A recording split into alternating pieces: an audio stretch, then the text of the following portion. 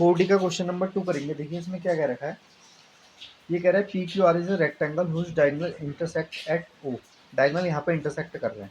If OP इतना part है और ओ एस की वैल्यू आपको दे रखी है। अब इसमें एक्स की वैल्यू निकालनी है। देखो कुछ नहीं करना, रेक्टेंगल है ये, लिखा हुआ रेक्टेंगल। रेक्टेंगल की प्रॉपर्टी क्या होती है, रेक्टेंगल है और rectangle is a part of parallelogram, तो पैरेललोग्राम भी रेक्टेंगल, पैरेललोग्राम के रेक्टेंगल का जो पार्ट है वो रेक्टेंगल। अब रेक्टेंगल के जो डायगोनल होते हैं भाई वो आपस में क्या होते हैं, इक्वल होते हैं। ये बात आपको याद रखनी पड़ेगी।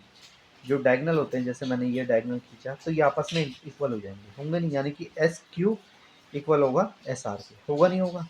तो एस क्यू जो होता है पी आर के इक्वल हो जाएगा।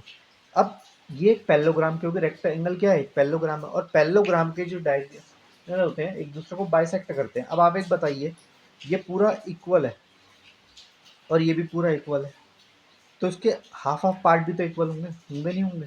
कहोगे नहीं समझे, नहीं समझे होगे। देखो जैसे मैं समझाता हूँ, ये मान लो पूरा ये कितना है 10 है, और ये पूरा कितना है 20 है।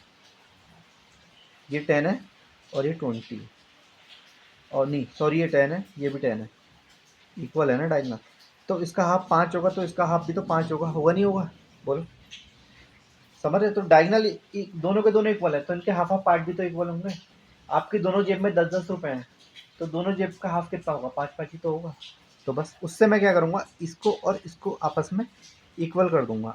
4x-1 equal 2x+7।